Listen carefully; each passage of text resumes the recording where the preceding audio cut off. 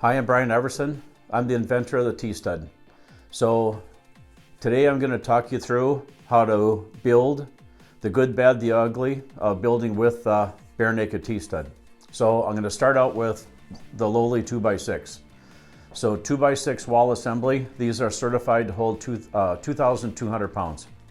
The BareNaked Tstud, because we turn that one wood member perpendicular, certified to hold 3,600 pounds. So every structure to date has been at 24 inches on center because of our strength value proposition. So take the 2x6, throw it away, put the BareNaked Tstud in.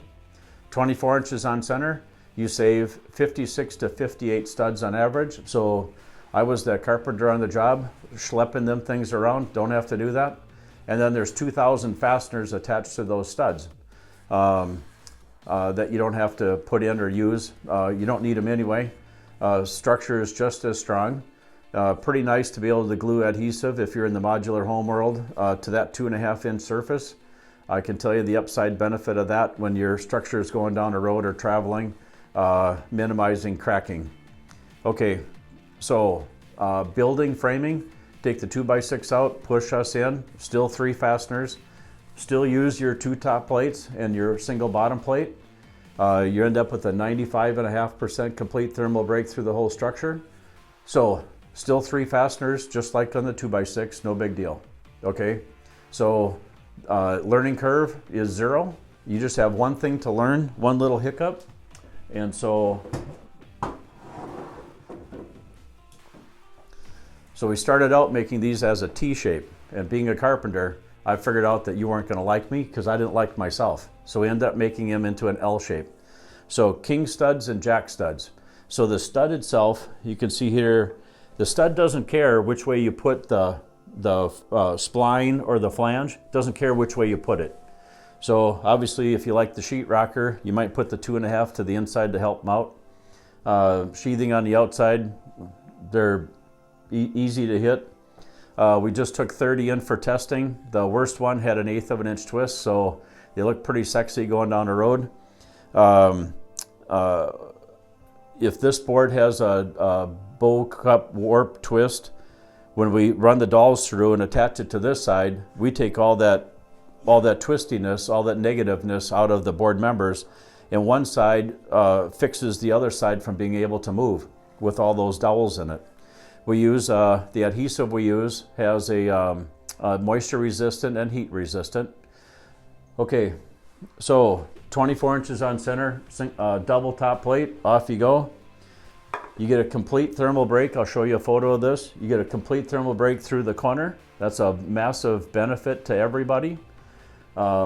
This is huge on energy efficiency. Okay, king studs and jack studs. Nail them together.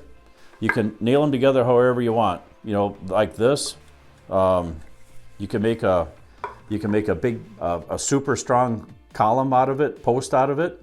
Depending upon how you put these together, you might have to screw that together. So king stud to a jack stud, you got 2 of these together someplace else.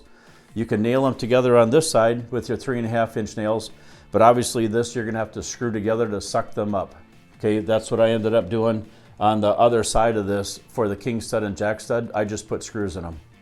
So when you're doing your header, take the flat side, nail this to the side of the header as your king stud.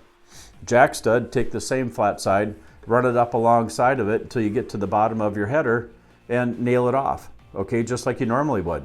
Okay, but now when you go to attach your window, you can see what happens is that you end up with you attach your window to this flange side. This is the spline, this is the flange. You set your window here. So you end up with an extra inch gap here. So your 2.25 inch casing still fits. It still hits. You just get more insulation value.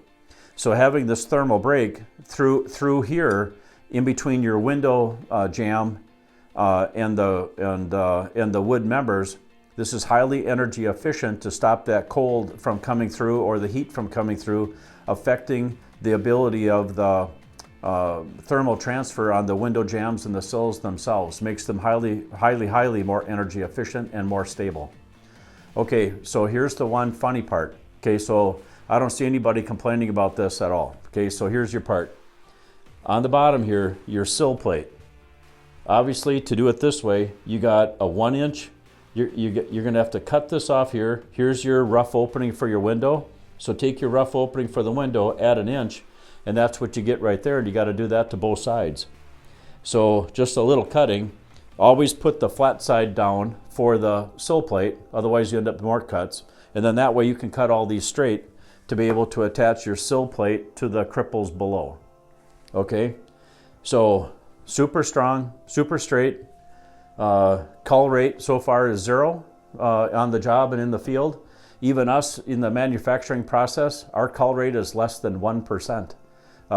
We're able to, I'm not going to say we use junk because we buy them no more than 1/8 of an inch twist and 8 feet. So we buy a pretty good product out the gate, but we end up with a good straight product.